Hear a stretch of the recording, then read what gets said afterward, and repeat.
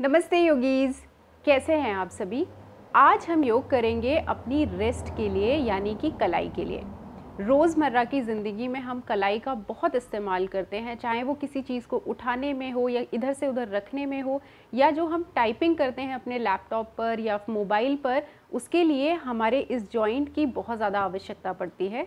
कई बार over use करने से या फिर एज के साथ हमारे जॉइंट में, नर्व में, मसल में टेंशन क्रिएट हो जाती है। लेकिन हर तरीके का पेन अलग अलग है और उसका जो रीज़न है वो भी अलग है।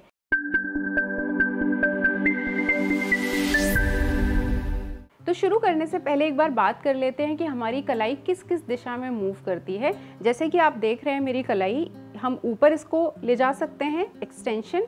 इसी तरीके से हम इसे नीचे ले जा सकते हैं, फ्लेक्शन।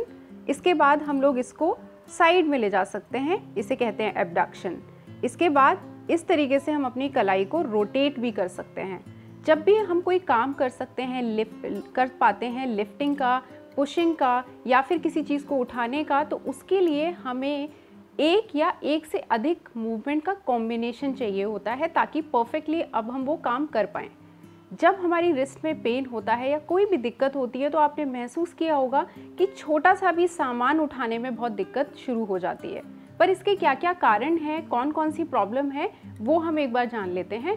जब हमारे नर्व्स में कोई दिक्कत आती है, आपने कार्पल टनल सिंड्रोम का नाम सुना होगा। अगर आप मेरा हाथ ध्यान से देखेंगे तो ये मेरा अंगूठा, इंडेक्स फिंगर, यहाँ से होती हुई एक बड़ी नर्व जाती है जिसको कहते हैं मीडियन नर्व।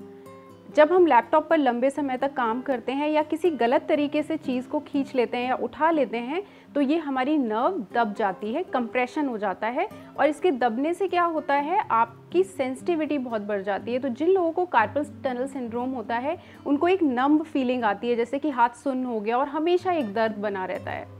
तो वो जो प्रॉब्लम है, अगर उस पर ध्यान ना दिया जाए तो वो दिक्कत और ज़्यादा बढ़ जाती है। दूसरी दिक्कत होती है दोस्तों, मसल स्ट्रेन आने से। जैसे कभी हम उठ के एकदम झटके से बैठे और हमने सारा वजन अपनी रिस्ट पर डाल दिया, तो जो मसल होती है कई बार वो बहुत स्ट्रेन में आ जाती है, जिसके कारण हमें कलाई में दर्द हो सकता है। तो हमें ये जानना बहुत ज़रूरी है कि हमारा दर्द किस प्रकार का है। अगर आपको इस हिस्से में दर्द हो रहा है और सुन्न महसूस हो रहा है और वो पूरी बांह तक जा रहा है, तो चांसेस हैं कि कार्पल टनल सिंड्रोम आपको है। अगर आपको पूरे हाथ में प्रॉब्लम होती है तो हो सकता है मसल का दिक्कत है। इसके अलावा जब एज बढ़ती है, कई लोगों में आर्थराइटिस का दिक्कत होता है, वो हमारे जॉइंट्स की इन्फ्लेमेशन की वजह से होता है। तो अगर आर्थराइटिस होगा तो आपको पूरे हाथ में झंझनाहट, तेज तीखा दर्द होगा, बट किसी एक जगह पर नहीं होगा, वो पूरे जॉइंट में होगा। तो ये सारी दिक्कतें हमारे कलाई से रिलेटेड हैं। बहुत छोटा हिस्सा है शरीर का, लेकिन अगर ये जॉइंट अपना काम ढंग से ना करे तो हमारे छोटे छोटे काम रुक जाते हैं। कार्पल टनल सिंड्रोम से जो लोग ग्रसित होते हैं, वो लोग टाइप भी अच्छे से नहीं कर पाते हैं। तो इसका सबसे अच्छा सलूशन ये है कि छोटी छोटी एक्सरसाइज आप रोज़ाना टाइम निकाल के करें।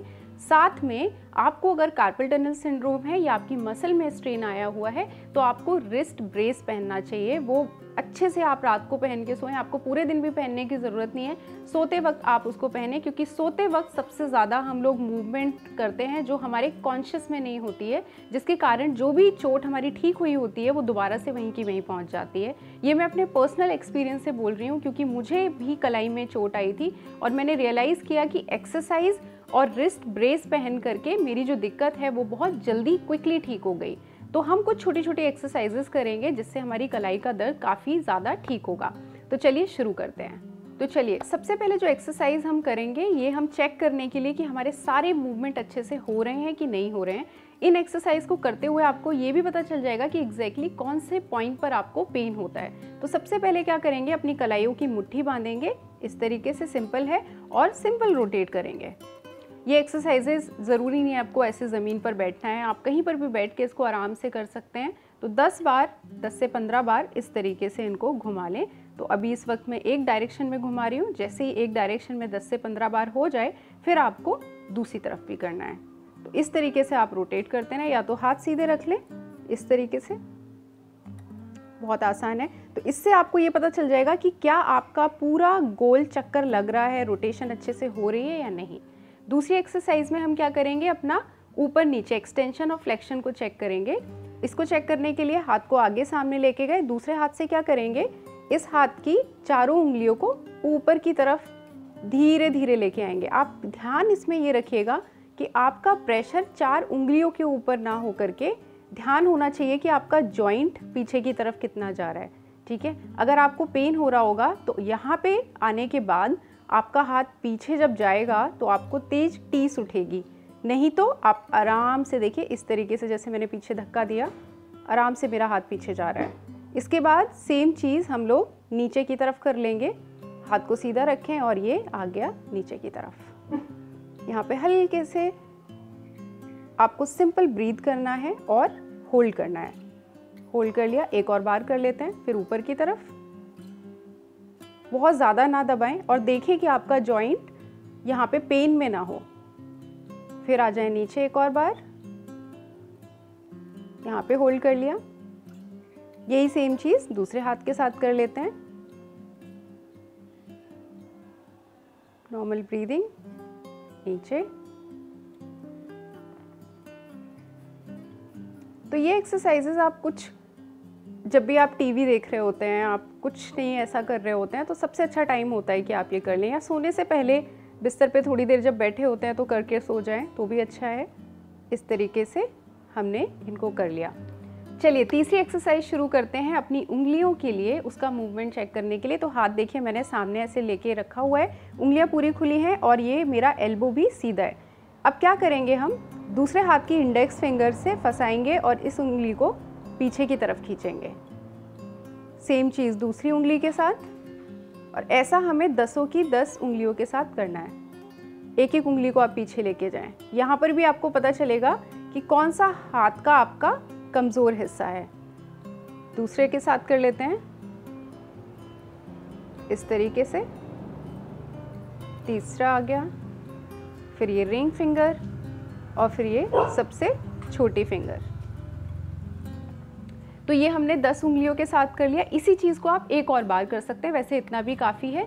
इसके बाद हम क्या करेंगे, अपनी उंगलियों को इस तरीके से इंटरलॉक करेंगे और पलट देंगे। ठीक है, अब पलटने के बाद आपको धीरे धीरे अपनी एल्बो स्ट्रेट करनी है और अपने चेस्ट के बिल्कुल सामने सारी उंगलियों को लेके आना है। और देखिए मेरे थंब आपस में जुड़े हुए हैं, सारी फिंगर्स अच्छे से इंटरलॉक्ड हैं और मेरी एल्बो सीधी है और आप एकदम सामने देखेंगे और यहाँ पे थोड़ा सा होल्ड करेंगे। तो ये भी हमारे रिस्ट के जॉइंट्स के लिए बहुत अच्छा है। इससे हमारे टेंडन्स, लिगामेंट्स काफ़ी मजबूत होते हैं। और धीरे से फिर पलटेंगे और हाथ आ जाएगा वापस। अगली एक्सरसाइज में क्या करेंगे, सिंपल जैसे हम नमस्ते करते हैं, हाथ को आपस में ऐसे जोड़ा, फिंगर्स एक सब आपस में लगी हुई होनी चाहिए। आप सामने की तरफ देखेंगे, पर इसमें डिफरेंस क्या है वो मैं आपको बता देती हूँ। आपको जो अंगूठा है वो अपनी छाती पे रखना है, ठीक है, बिल्कुल ऐसे मिडिल में।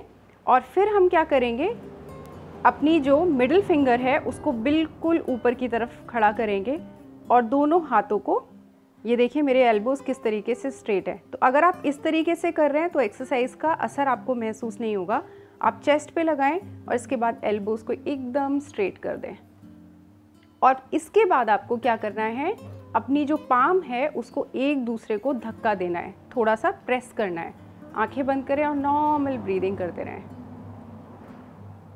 ध्यान अच्छे से दें कि आपकी जो पाम्स हैं, हथेली हैं, उसका एक एक पॉइंट एक दूसरे को अच्छे से धक्का दे रहा है।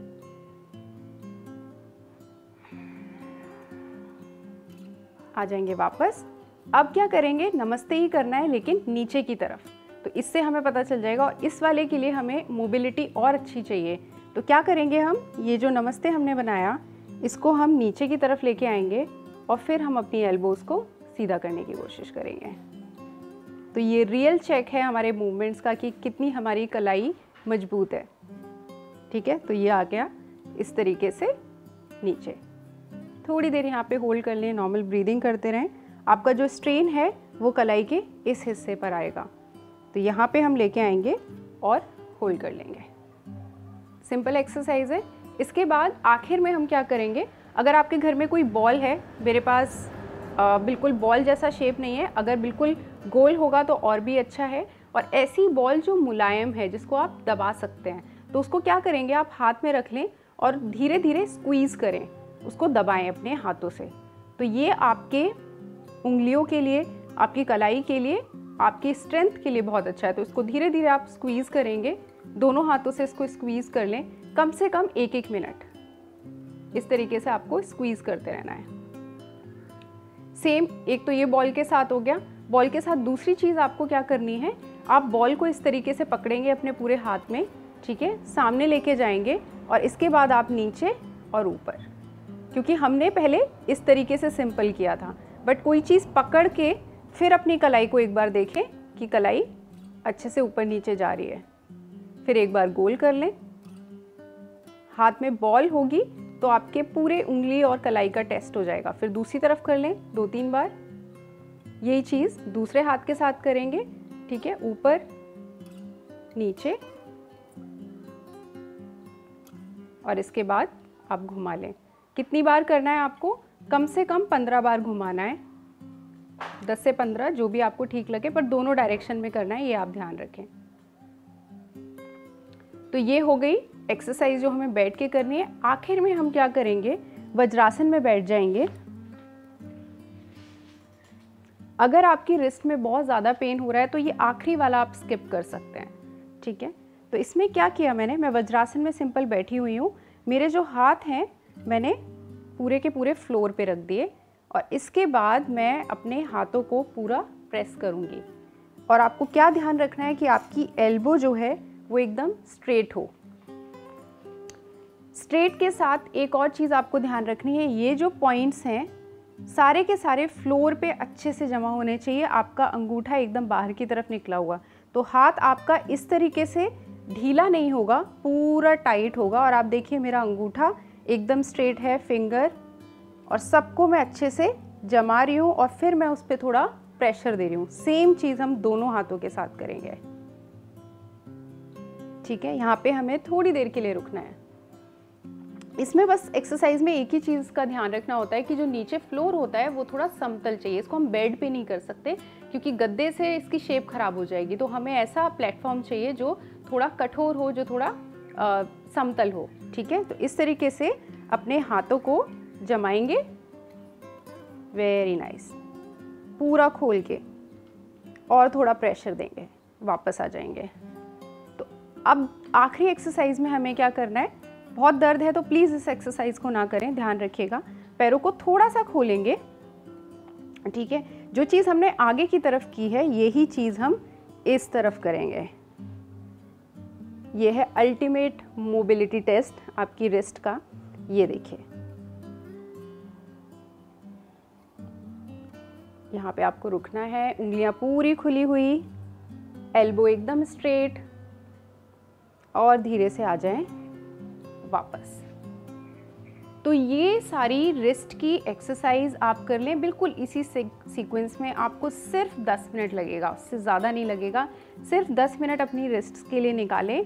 आप अगर लैपटॉप पे बहुत ज़्यादा काम करते हैं तो आपको ये एक्सरसाइजेज ज़रूर करनी चाहिए, क्योंकि शायद अभी आपको रियलाइज़ ना हो, बट कुछ सालों में आपकी जो मसल्स होती हैं, जो आपकी हड्डियां होती हैं, वो रगड़ रगड़ के बहुत ज़्यादा थकने लगती हैं। अगर हम उनको थोड़ा थोड़ा एक्सरसाइज करके स्ट्रेंथन करते रहेंगे तो आपके लिए बहुत ज़्यादा अच्छा है।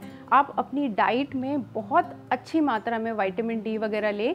अगर आपको डाइट में नहीं मिलता है तो अपने डॉक्टर से कंसल्ट करके कोई अच्छे सप्लीमेंट्स ले सकते हैं, लेकिन आपको विटामिन डी लेना है अपने खाने में। दूसरे विटामिन्स तो लेने ही हैं, बट अपनी हड्डियों के लिए, अपने जॉइंट्स के लिए ये आपको ज़रूर लेना है। तो यहाँ पे आज का सेशन ख़त्म होता है कलाई के ऊपर। कलाई में अगर आपको दर्द है, कोई परेशानी है, इन एक्सरसाइजेस को ज़रूर ट्राई करें। बहुत आसान है, थोड़ा सा समय देकर के अपने शरीर के लिए आप उसको तंदुरुस्त कर सकते हैं और आगे आने वाली समस्याओं से बच सकते हैं।